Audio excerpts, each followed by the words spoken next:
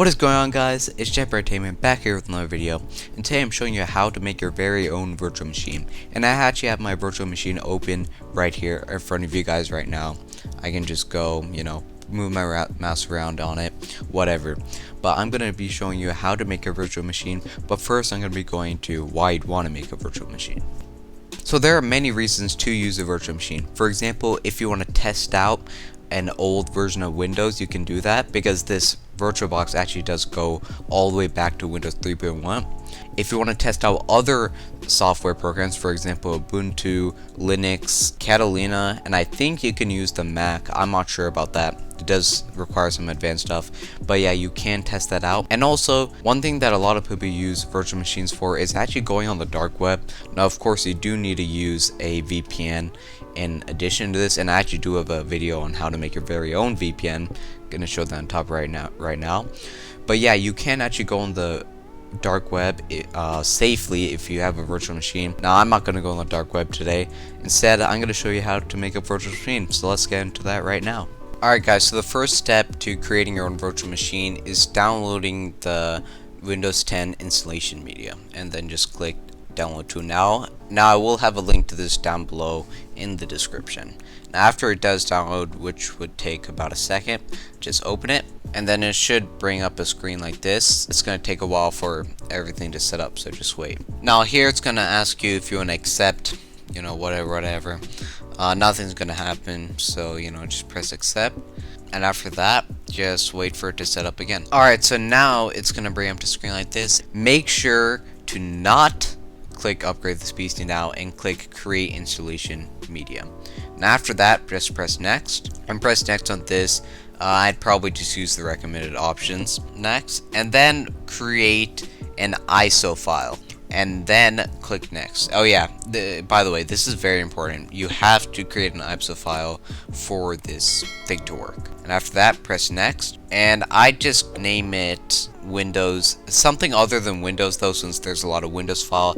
So I'm just gonna name it Windows VM for Windows Virtual Machine, and then just press save. Now after that, it's gonna set up some things, and yeah, it's gonna download, so you're gonna have to wait a little bit. One thing I forgot to mention is that this does take about 8 gigabytes of space, so make sure you have about 8 gigabytes of space for this to download. Anyways, on to the next step. Now, while the Windows is downloading, and yes, you can use the PC while it's downloading, you're going to want to go to this site, which I have in the description as step 2, and just click download VirtualBox. Now, this is what your virtual machine is actually running on, so of course this is probably the most important thing in this whole process. And here you're probably going to want to click Windows hosts for the Windows if you're using Windows. I'm not really sure what it is for the Mac. I know the Linux one is the Linux distributions, but yeah, I'm just going to click Windows host, and after that it's going to take a little bit to download. Now after it's done downloading, just press the little download thing down here, and then it's going to prepare to install. Press next on this, next on this, next on this, and next or yes on this. Now it will temporarily disconnect your PC from the Wi-Fi. Don't worry about that, it will just connect after it's done setting up. So just press yes and install. Now after that, just press finish. And then it's, after I minimize this, it should have the virtual machine thing open. Now before I go into the next step, which is actually making the virtual machine client, I need to first show you that this is what happens when the Windows 10 thing is completed installing. So all you're going to want to do here is just press finish. And just so you know, where the Windows ISO file is located is where it shows right here. And yeah, just click finish, and then you're done with that. And after that, go to your VirtualBox app, and I'm just going to maximize it, and then press new. You can't really miss this button, it's pretty big, so just click new. And here it's going to ask you what you want to name your virtual machine. So I'm just going to name it JEP Virtual Machine. And don't worry about this right now, we'll get into that later. So I actually forgot to mention what you can do with that little drop down menu. So basically, with that drop down menu, you can choose which Windows version you want for the virtual machine. So by default it gives you Windows 7, but when you click it, it goes all the way up to Windows 10 and all the way down to Windows 3.1. So if you do want those options, it's there for you. And here it's going to ask you how much RAM you want to allocate for this virtual machine. Now by default it recommends about 2 gigabytes of RAM, but I'm going to do about 4 gigabytes because why not? And you can really do whatever you want. Its limit is to about 16 gigabytes, and anything over that it won't let you do, and anything under 4 megabits it won't allow. But anyways, on to the next step. And now here you're going to just stay with the default, press create, and for this also the default, and press next.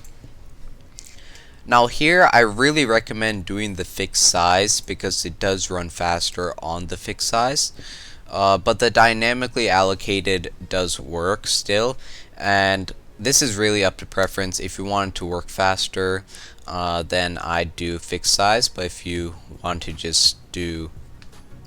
the setup to be faster, you can do dynamically allocated. And after that, just press next. And now it's going to ask you how much space you want to allocate for this virtual machine. So by default, it does about 32 gigabytes, which is actually what it recommends. But I'm going to do about 10 gigabytes. And this is because of just space reasons. But I'd really recommend for you guys to do about 32 gigabytes. And the max is actually about 2 terabytes. I don't know why you need that much space for a virtual machine, but that is an option for you. And after that, just press create. Now it will take a little bit for it to actually load and make the virtual machine, so I just wait until then. Now after it makes it, it does show up this screen.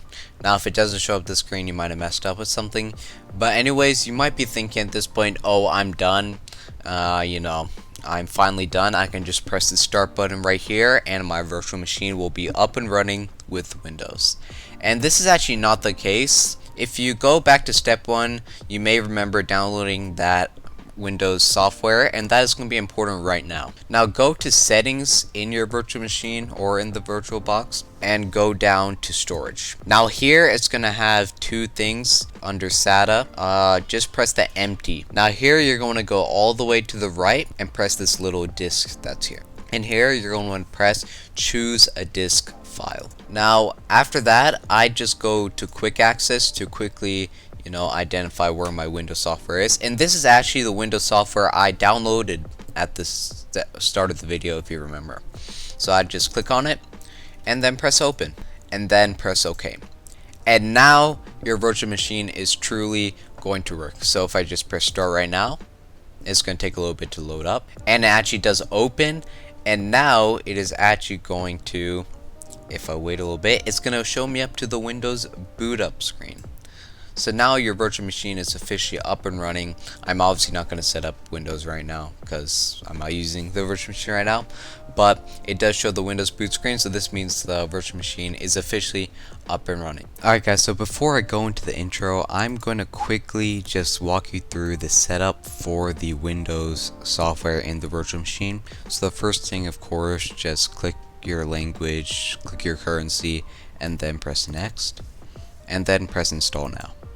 And this is going to take a little bit for it to install. Now here you're going to want to click I do not have a product key, and then wait for it to load up, and then press the Windows 10 home and then press next. And here of course press I accept license terms, press next, and then press custom install Windows only. Now before I press next here, if you did have your fixed space at 32 gigabytes, this would be no problem, but since I have it only at 12 gigabytes, it gives me this little message here, but I don't have to worry about that. I'm just going to click next, and now it's actually setting up the Windows software, so we just have to wait a little bit for it to finish. Alright guys, so after it does download all those files, it might restart the Windows thing again as it is right here and bring you up to the Windows boot screen. So right now it is getting the Windows software ready, so you might have to wait a little bit for it to be completely ready. Alright guys, so after it does show the getting ready thing on your screen, it will boot up again, and then it will bring you up to this screen where it says just a moment, so you have to wait again for it to download. Alright guys, so as you can see, the Cortana is actually here. So it's bringing me through the intro to the Windows software real quick, but as you can see, it is up and running, and now I'm quickly going through the setup again. I guess I'll just show this if you do need help. Alright guys, so yeah, after all that, it will bring you up to the let's add your account screen. I'm not going to do that for time purposes right now. But yeah, your virtual machine is officially up and running completely with Windows. And when you do close out of it, just click power off the machine. Alright guys, so that is it for the video. I hope you guys found it helpful, and I actually have your channel pulled up on the virtual machine, which is pretty cool. But anyways, if you have any questions on how to make the virtual machine, put it down in the comments below. And if you have any suggestions for another video, put it down in the comments below also. And I hope you guys did end up making the virtual machine. But yeah, that is all for me. See you guys in the next one.